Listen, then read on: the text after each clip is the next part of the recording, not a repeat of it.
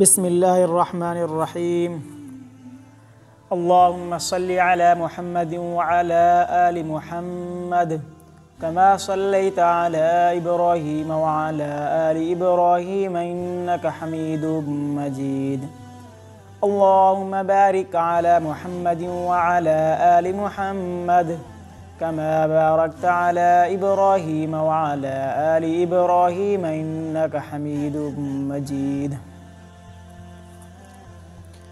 حضرت عمار اور ان کے والدین کا ذکر۔ حضرت عمار اور ان کے ماں باپ کو بھی سخت سے سخت تکلیفیں پہنچائی گئیں۔ مکہ کی سخت گرم اور ریتلی زمین میں ان کو عذاب دیا جاتا اور حضور اقدس صلی اللہ علیہ وآلہ وسلم کا اس طرف گزر ہوتا تو صبر کی تلقین فرماتے اور جنت کی بشارت فرماتے۔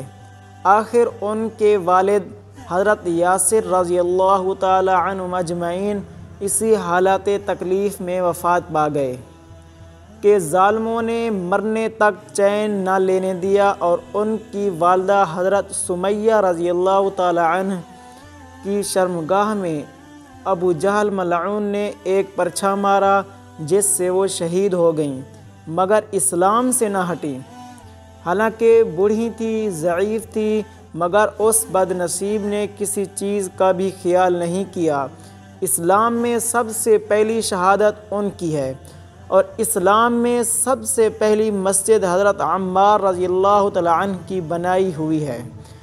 جب حضور اقدس صلی اللہ علیہ وآلہ وسلم ہجرت فرما کر مدینہ تشریف لے گئے تو حضرت عمار نے کہا کہ حضور اکرم صلی اللہ علیہ وآلہ وسلم کے لیے ایک مکان سایہ کا بنانا چاہیے جس میں تشریف رکھا کریں، دوپہر کو آرام فرما لیا کریں اور نماز بھی سایہ میں پڑھ سکیں۔ تو قباء میں حضرت عمار رضی اللہ تعالی عنہ نے اول پتھر جمع کیے اور پھر مسجد بنائی۔ لڑائی میں نہایت جوش سے شریک ہوتے تھے۔ ایک مرتبہ مزے میں آ کر کہنے لگے کہ اب جا کر دوستوں سے ملیں گے، حضرت محمد صلی اللہ علیہ وآلہ وسلم اور ان کی جماعت سے ملیں گے۔ اتنے میں پیاس لگی اور پانی کسی سے مانگا، اس نے دودھ سامنے کیا، اس کو پیا اور پی کر کہنے لگے کہ میں نے حضور اکرم صلی اللہ علیہ وآلہ وسلم سے سنا کہ تو دنیا میں سب سے آخری چیز دودھ پیے گا۔ اس کے بعد شہید ہو گئے۔ اس وقت 94 برس کی عمر تھی، بعض نے 1 سال کم بتلائی ہے۔ دعا ہے کہ دوستو بزرگوں، آپ نے جو بھی سنا اور جو میں نے کہا، اللہ تعالی ہم کو دین کے راستے پر چلنے کی توفیق دے، آمین۔